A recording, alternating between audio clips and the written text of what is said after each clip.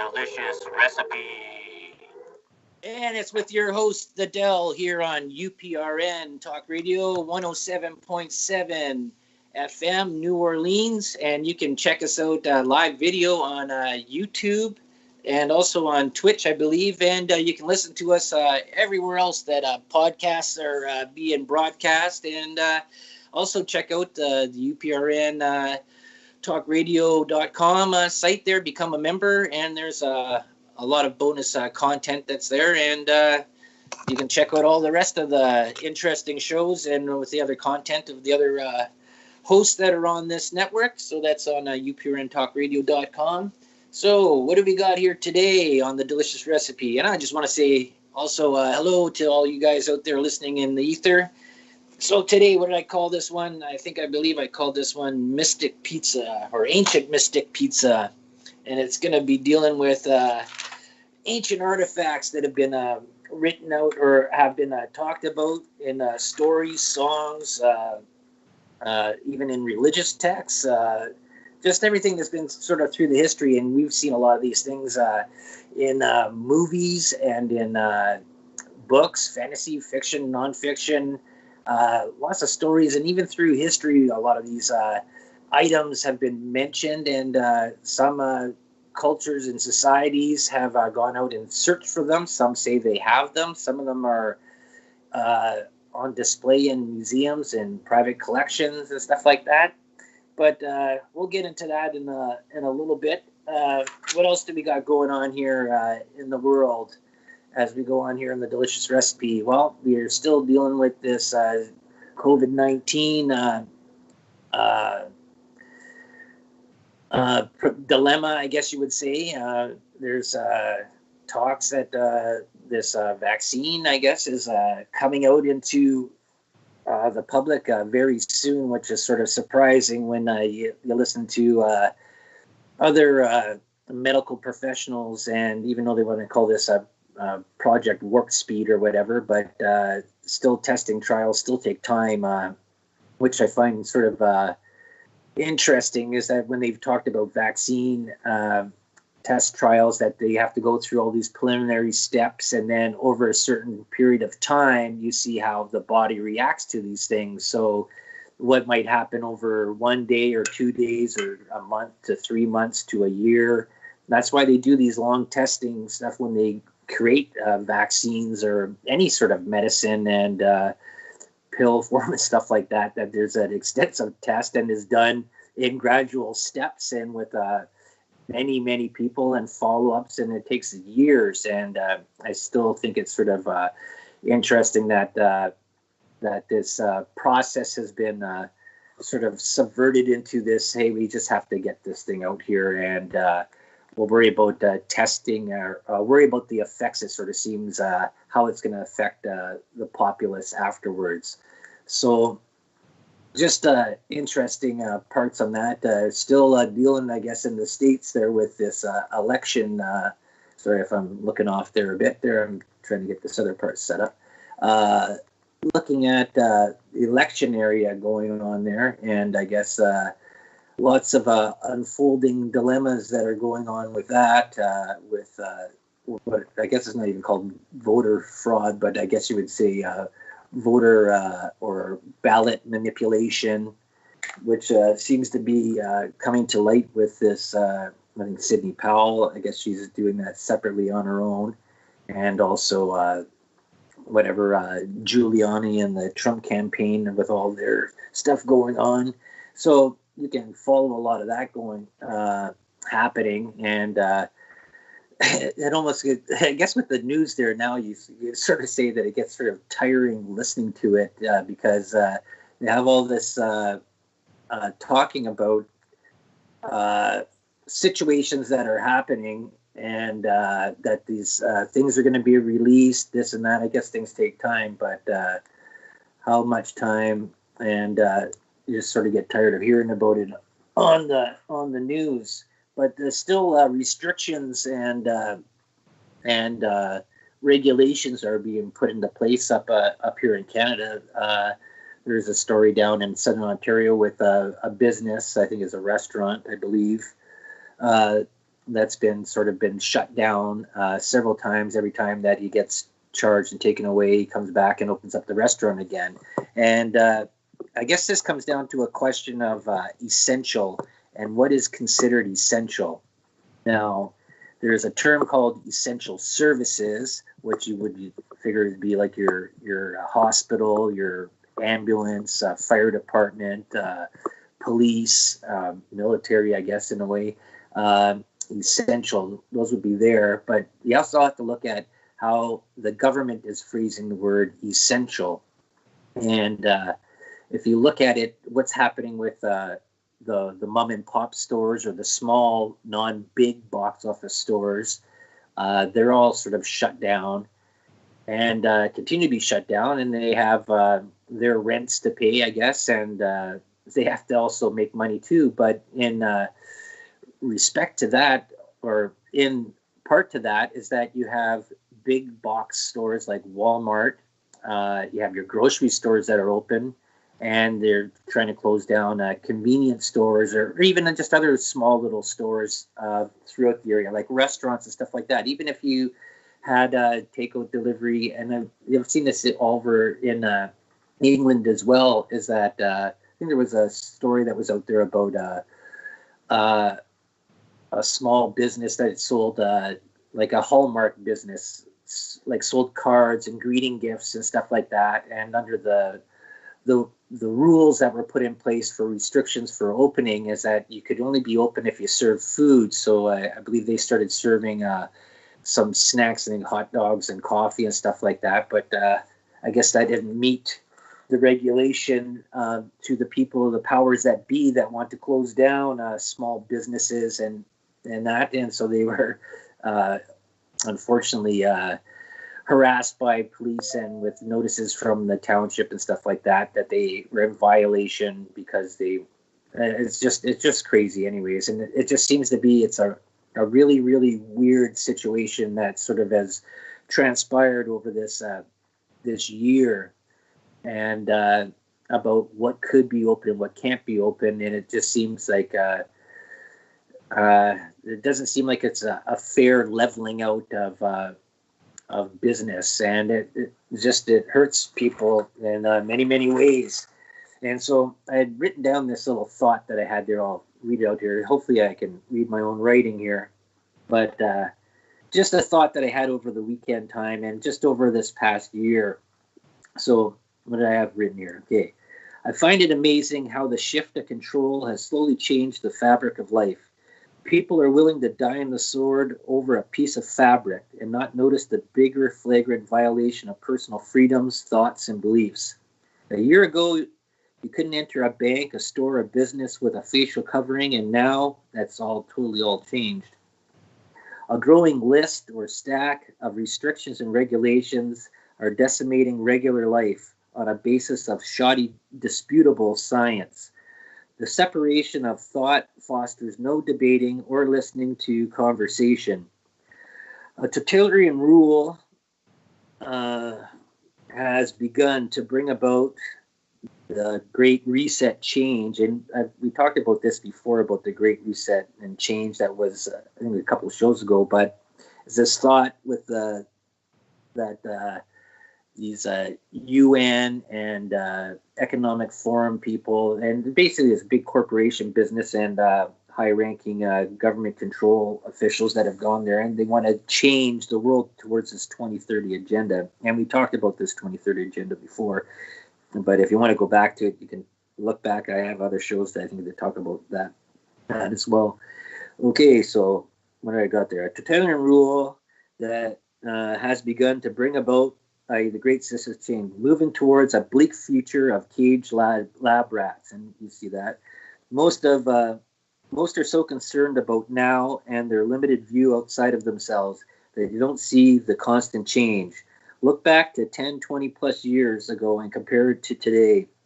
There were viruses then, globally transmutable, on a severity comparable to this Covid-19. Look at all the events that have transpired and have changed the everyday life over the past 100 years. And I'm talking about technology and all that stuff too as well, that bring us to a lack of taken away of personal freedoms, government should be benefiting the country equally and making it stronger and an easier life for all, not acting like a ruler warden of a jailed state. And that's the way it's sort of looking like it's with these restrictions and they're put on. Like I don't care about the mask. You know what? I'll put on a piece of fabric, and if I have to walk into a store, don't really care. But when you get into things that you have stores that are open, and then you saw this happen in, I think it was in Wisconsin with the governor there. I believe her name is Whitmer or something like that.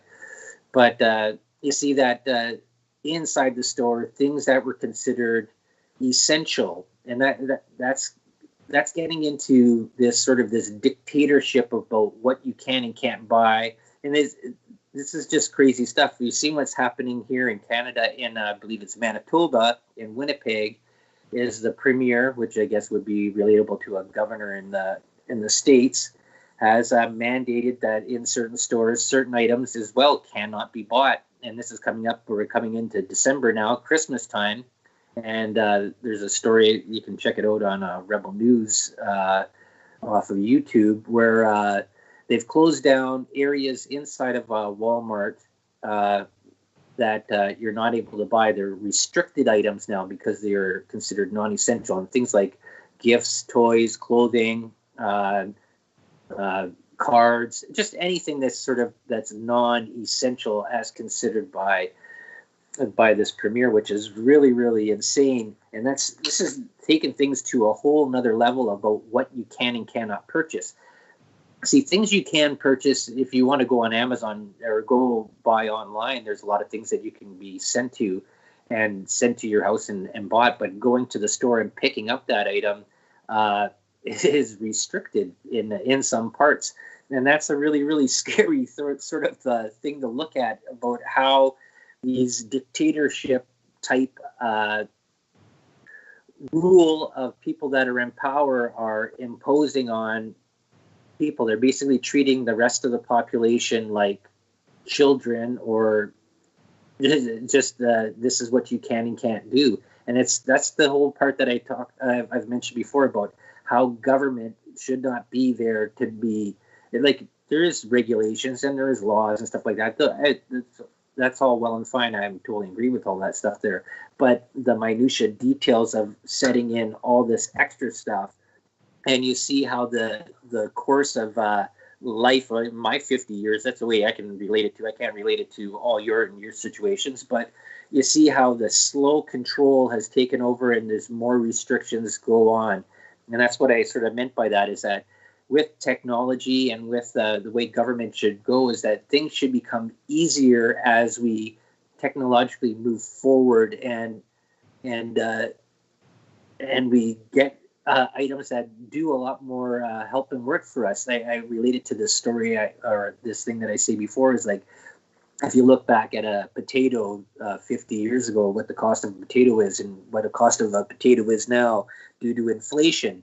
But you look also to the part is that to grow that potato, you had to do that with your hands, with shovel, and dig a garden and stuff like that. And as technology moved forward, we had machines starting to do that, whereas you'd probably take you a week to do a whole 100 by 100 size field to go and plant a whole thing of potatoes. Now you could do 50 football fields in the course of a day, tilling and planting it. And then the same thing like that. So technology created a more abundance of things that made it easier to do stuff. And even though like it does cost a little bit of money to buy these things and that, but you're creating a lot more quantity and availability, and which actually in a way sort of reduced the price because of the amount, the surplus that is able to be created. But that doesn't seem to happen there. And it just seems that the way that this world banking government, the way the money system and that has sort of evolved over the years and stuff like that, is that things do not get cheaper, things do not get less expensive or easier. It actually becomes more expensive, and everything goes up. And you can see that through the timeline of both what things cost back then to what things cost right now. And there seems to be some sort of manipulation in the big banking and corporation stuff there to create more of this capitalistic society. And there's been talks about that capitalism may in one day end up falling there because it cannot support itself with the resources and the population density. But that's another topic that we can get into there later on. Oh, what was another thing that I had there? Well, I came up with also with this sort of joke. Now, I'm not sure if this joke that it's something that I might have heard in my past or something like that, or just remembered it. But I don't know, it's sort of like a dark joke or whatever. A sheep goes out for a stroll and comes upon an ostrich with its head in the sand. The sheep asks, "What's going on here?" The ostrich replies, "Nothing to see here." So the sheep goes on its merry way, oblivious to the world around it. And you can see a lot of people are like that.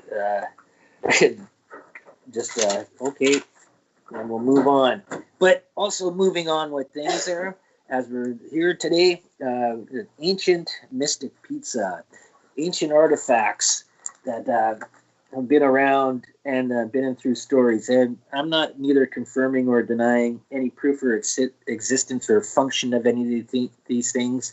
So it's just information stuff as we throw more things into the delicious pot of recipes and see what you think about them and that. So what do we got there? Well, there's lots of different artifacts of power, weapons, magic, and stuff like that. And we got these in historical text, stories, and various fiction, movies, and TV shows, books talk all about mystical artifacts. And it's sort of, I've talked about this before about on previous shows about metals and gold and stuff like that. And I was trying to figure out what the importance, why gold became so important, because it doesn't serve any sort of function in the human body for survival at all.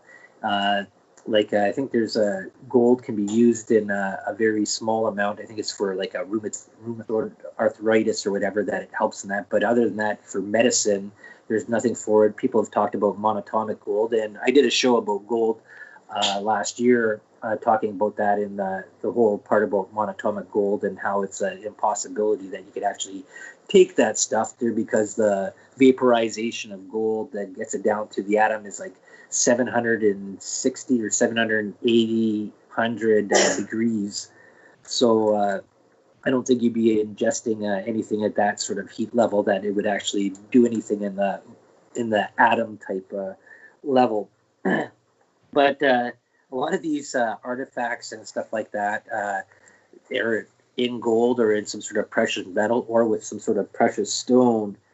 And that's the only reason that I would ever think about why gold would have been important there. And that's just my theory on that. Going back to, that's why we had that there. See, I'm all over the place, all over the time. Anyways, but the whole thing is about these through stories. Now we have things like are written about in the Bible. There was written about the Ark of the Covenant. And then in the stories there about the Holy Grail. There's been movies written about that. And I think there's even a TV show that's out there about the Curse of Oak Island and what's supposed to be buried down into the ground under Oak Island. And I think there's supposed to be either the Ark or the Holy Grail. Might have been brought there by the Knights Templar when they escaped Europe and hid it out over there with a bunch of other treasures and stuff like that. I always found that sort of show, it was sort of interesting at the beginning, then at the Curse of Oak Island show. And I just didn't understand why they didn't do anything like the Boston Big Dig. And because they always had this problem with water flooding their boreholes for them to go down, I think with the Boston Big Dig, what they did was they drilled a whole series of holes all around, I guess, a perimeter area. And what they did in Boston was they were driving what's called a tunnel boring machine through, and because the ground stuff was so soft that it would cave in, and they couldn't get a proper hole as they were filling in around it. So they froze the ground solidified it so they could put the drill through. And as these tunnel boring machines, they build the whole wall exterior around it as it keeps on going through like a worm. But I don't understand why they didn't do the same thing at the Oak Island site, because that would have made more sense. You go and drill a whole series of holes all around the area that you're going to do. Then you just excavate out the center area, so it blocks off all the water flow. You take everything out, it goes through all your sieves, and then you find out if there was anything buried, whatever it is, 140, 160 feet down under the ground. And that probably would have saved them a lot of money anyways, and that would have, but I guess then they wouldn't have had the show on for how many seasons it's on. But things like that. And in history, you have the Nazis were out looking for ancient artifacts, and they made light of that in Indiana Jones, the Temple of Doom. That was also, I guess, the Ark of the Covenant in that story as well. And because of the power that was sort of similarly or put towards what it was there, that contained. Well, I'll get into the Ark of the Covenant more and more in the time going on there. I think I want to go and do this maybe a monthly. I'll do like once a month or once every couple months. I'll go through a bunch of ancient artifacts. So I'll see how it goes. Right in the comments if you like to hear something about that. But with some other ones there, you have so Ark of the Covenant, Spear of Destiny, the Helmet of Power, which was supposed to be Hades' helmet. That was passed on to many others in the Greek, Roman, and Norse mythologies. You got things, Stargates, Ring of Solomon, Flying Carpets, all just powerful artifacts that were out there. You have magical, and these are supposed to be, i.e., real magical artifacts that people actually held and had belief that these things had some sort of mystical power associated to them. It was like the Ring of Ra. Howard Carter used that in when he was excavating Tutankhamun. That sort of protects that was there. The Hand of Glory. I'll get into that one because I'm going to talk about the Hand of Glory. Durundal, which was a sword, which was Hector's sword, and it is something that could cut through anything. The Lothar crystal gave you protection, luck, wealth, and power. The 7 league boots, that was in Europe, when able to give you one step, would give you about 30 kilometers or 18.5 miles. The Solomon ring, or King Solomon's ring, or the Seal of Solomon. Talk about that one too, if we get enough time there today. What you got there? You got the Killing Stone, Spear of Destiny, the Adder Stone, Galdem Brook. Like every single country sort of has some sort of lore or history of some sort of magical item. And then you have like supernatural items that are in different histories too as well, like Buddha's Tooth, the Foundation Stone, that's a Temple Mount. And that there's a big war that ends up, well, there still is a controversy and that's going on there. I guess you would say sort of a war between the 3 religious factions on who has right to the Temple Mount in the Foundation Stone area. You got, I think there's also King Solomon's Temple was supposed to be around there. You have the Jewish faith, and well, I can't remember all that's involved in that, but there's quite a bit. That's another one to get into. The Blood of Saint Yanvaris. Actually, we'll talk about that one too, because I found that's an actually interesting one.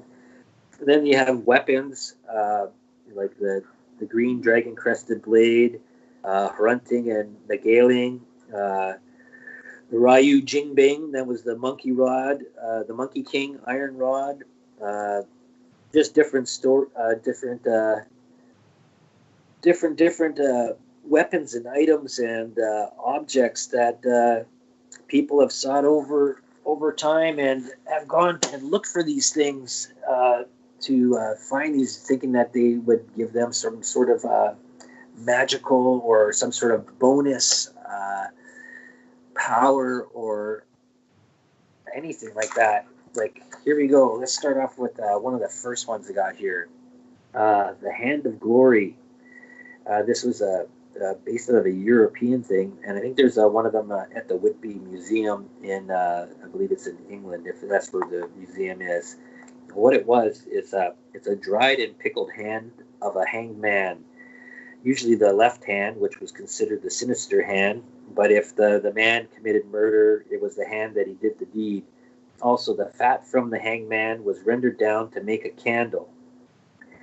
So how this thing is supposed to work is that and is that this hand is that you light the candle and you place it in the palm of the pickled hand of the dead man or the hanged man, and it makes all the people in the vicinity motionless except for the holder.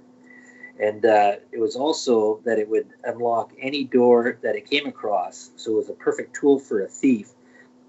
And in some versions of it, it was made from the hair of the man's head, and that was the wick.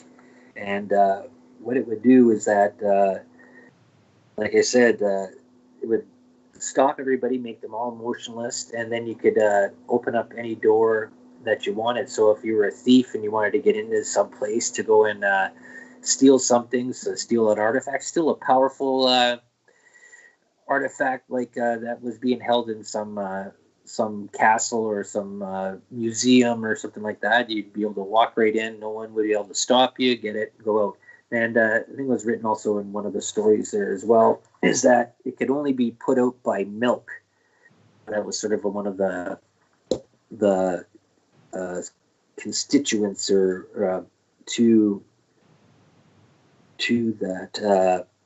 Sorry about that. Did I lose that? Yes, I did. Oh, sorry. To this monkey hand, and people actually believe that it actually did what it said.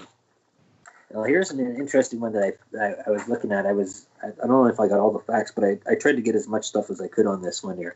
It's the blood of Saint Janvarus, Januarius. This is from Italy. Janvarus I, Benvenuto of Benvenuto, was a bishop and saint of the Eastern Orthodox Catholic Church. He was the patron saint of Naples. Okay, so what it was that he died in 305 AD and basically became a saint. And at the Naples Cathedral, I think there's also another one that's sort of in New York as well that sort of honors this Saint Januarius or Januarius, however you want to say that. At the Naples Cathedral, 3 times a year on September 19th, which is Saint Januarius' day. That was the day that celebrates his martyrdom. December 16th, celebrating his archdiocese, and the first Sunday of May, commemorating the reunification of his relics. A vial of his blood, which is supposed to be dried or extremely thick in this ampule or this glass container, is brought out during the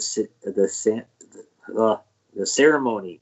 Reportedly, this container containing the blood is like a protection artifact. If the blood liquefies, all is right with the world. If it does not, impending disaster. And this is done, 3 times a year. And it's actually the ceremony about it. And you can go and look this stuff up on YouTube and on the internet and stuff like that. You can go and read about this ceremony that happens. And what it's supposed to be is that it's sort of like a Nostradamus, I guess, sort of way, or like this prediction tool that there's impending danger if the blood does not liquefy. And I guess there was there's a whole bunch of occurrences where this did not do this. One was in 1939 when it was brought out. It stayed congealed or thick. So I'm not sure how much it liquefies or not. But I guess it becomes very viscous or whatever, very, very liquid. So in 1939, it didn't liquefy, and World War II happened. In 1631, it didn't liquefy, and the volcano happened at Mount Vesuvius. In 1980, It didn't liquefy, and there was an earthquake about 30 kilometers or miles away from Naples, and 2,400 people died. And it's been even brought up into this time frame as well. It is brought out every year, and whether or not it happens, and you can look up for more of those occurrences where this prediction tool has sort of predicted what is sort of, I guess, good things happening or bad things happening. And I think there was one there back in the 1600s that it was brought out, and the Pope grabbed the vial, and it sort of went semi-viscous, so it meant that sort of, I guess it's sort of semi-like the Pope. But there's been lots of tests that were done on this type of stuff, and I'll just read what they have here on Wikipedia if I can find it again. I just sort of dropped my phone there, but they've sort of looked at this stuff, and it's been looked at to see if this is actually a real occurrence about this blood going into a liquid. And let me see. Sorry about this. I'm gonna go. So the blood cults and other saints have discontinued since it's noted. Okay, so James Randi, if you know who that person is there, James Randi is a skeptic, and he's a magician, and he goes out to debunk certain things. And I guess what he did was he'd gone out and he'd went to local artisans and alchemists, and they had a secret recipe for manufacturing a similar type of this relic. And they were able to create a liquid that reproduces all the characteristics and behavior of the liquid in the vial, using only local materials and techniques that were known to medieval workers. So, I said before, and this is an interesting thing about history and looking back, and how common people were sort of duped, I guess, by religious and mystics, I guess you would say, and use sort of trickery. And you can look at this even in magician skills and throughout the world, where they have these sort of ceremonies and stuff like disappearing people. And you look back in India with the magic trick of the rope coming out of the basket and the person climbing up there. Like, all this sort of trickery was sort of done throughout the area. And some of these things were talked about as being actual real. And so if you look at this part about this vial predicting imposing doom, if it didn't solidify, could it be something? Who knows? But there's other ways that you can sort of come out and sort of find sort of ways that these didn't happen. Another one that was given some sort of semblance of being powerful, and I believe this is also on display in an area in India or Sri Lanka. Buddha's tooth. And the story goes with Buddha's tooth is that during when Buddha was cremated, I believe one of his followers, Kish, I'm going to screw up these names, Kinsha or something like that, found a tooth that wasn't fully cremated, and took that, and I guess it was the left canine tooth of Buddha. And what the mystery is, or the lore that goes around with this, is that whom shall ever be in possession of it will have divine right to rule the land, and basically all invading forces would be stopped. So if you go into search on the internet and you look at this time of when this tooth was in possession of the ruling area there, they were attacked several times over the countless centuries and stuff like that, and by them having possession of this tooth, it gave them, or maintained their rule of the land, and which is sort of interesting that would be sort of put into that.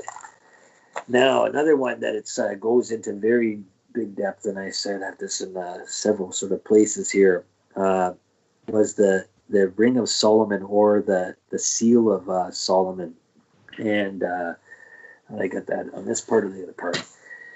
Now, this has sort of been, I think it was written about in I think in the canonical texts of the Bible, the ones that are recognized by the Vatican Church or by the real things like the Book of Enoch and Jubilees and all the rest of the stuff like that.